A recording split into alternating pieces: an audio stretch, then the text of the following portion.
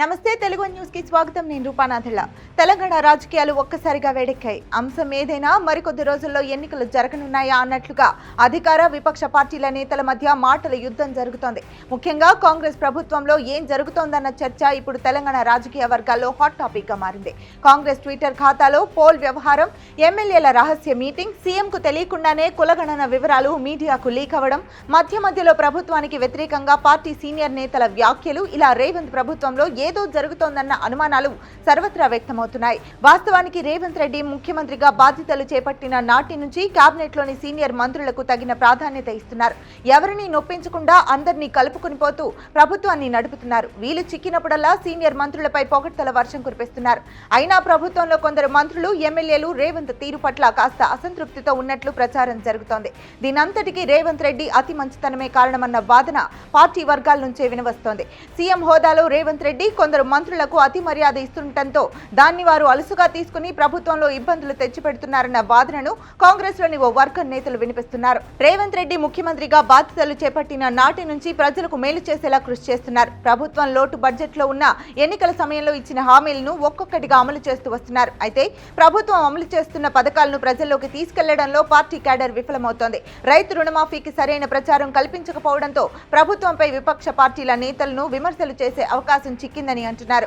ఇటీవల ముఖ్యమంత్రి రేవంత్ రెడ్డి 4 కొత్త పథకాలకు శ్రీకారం చుట్టారు. ఈ పథకాల అమలుపైన ఎవరికి లబ్ధి చేకూరుతుందనే విషయాలపైన స్పష్టంగా గ్రామ స్థాయిలో ప్రజలకు వివరించడంలో మంత్రులు, ఎమ్మెల్యేలు విఫలమయ్యారన్న వాదన ఉంది. దీనికి తోడు ప్రభుత్వంలో మంత్రుల మధ్య సఖ్యత లేదని, కొందరు మంత్రులు రేవంత్ కు వ్యతిరేకంగా పనిచేస్తున్నారన్న ఆరోపణలు రోజురోజుకు తీవ్రమవుతున్నాయి. తెలంగాణ అధికారంలో ఉన్న కాంగ్రెస్ సర్కార్ కు ఇటీవల వరుసగా దెబ్బ మీద దెబ్బ తగులుతోంది. వారం రోజుల క్రిందట మాజీ ముఖ్యమంత్రి బీఆర్ఎస్ అధినేత కేసీఆర్ కాంగ్రెస్ సర్కార్ పై కీలక వ్యాఖ్యలు చేశారు. ఎన్నికల తర్వాత నుంచి ఫామ్ హౌస్ కే పరిమితమైన కేసీఆర్ ఒక్కసారిగా అదే ఫామ్ హౌస్ నుంచి సమరగర్జన చేశారు. కొడితే మామూలుగా కాదు, గట్టిగా కొట్టడం తన అలవాటు అని చెప్తూనే రేవంత్ సర్కార్ కు ఇక దబిడి దిబిడే అంటూ వార్నింగ్ ఇచ్చారు. కేసీఆర్ చేసిన వ్యాఖ్యల తర్వాత 10 మంది కాంగ్రెస్ ఎమ్మెల్యేలు రహస్యంగా భేటీ కావడం తెలంగాణ రాజకీయాల్లో హాట్ టాపిక్ గా మారింది. పాలమూరు జిల్లాకు చెందిన యువ ఎమ్మెల్యే తన ఫామ్ హౌస్ లో 10 మంది ఎమ్మెల్యేలకు విందు ఇచ్చారు. ఈ విందు భేటీలో వారి ఇబ్బందులను ఒక్కొక్కరు చెప్పుకున్నట్లు సమాచారం. కొందరు మంత్రులు తమను పట్టించుకోవడం లేదని, ప్రభుత్వం నుంచి తమకు సరైన సహకారం అందటం లేదని ఈ భేటీలో వారు చర్చించుకున్నట్లు విశ్వసనీయంగా తెలిసిందే. అయితే ఈ రహస్య విందు భేటీ వెనుక కేసీఆర్ హస్తం ఉందని రాజకీయ వర్గాల్లో చర్చ జరుగుతోంది. ఇదిలా ఉంటే కాంగ్రెస్ పార్టీ ట్విట్టర్ ఖాతాలో పెట్టిన పోల్ కు ప్రజల నుంచి తీవ్ర వ్యతిరేకత వ్యక్తమైంది. ఫామ్ హౌస్ పాలన కావాలా, ప్రజల వద్దకు పాలన కావాలా అంటూ పోల్ పెట్టగా ఫామ్ హౌస్ పాలనే కావాలంటూ అధిక శాతం మంది ఓటు వేశారు. ఈ పరిణామం కాంగ్రెస్ వర్గాల్లో తీవ్ర కలకలం రేపింది. దీంతో అసలు పార్టీలో ఏం జరుగుతోంది అనే చర్చకు దారితీసింది. కులగణన వివరాల విషయంలో కొందరు మంత్రులు అత్యుత్సాహం ప్రదర్శించడంతో కాంగ్రెస్ ప్రభుత్వానికి ఇబ్బందికరంగా మారింది.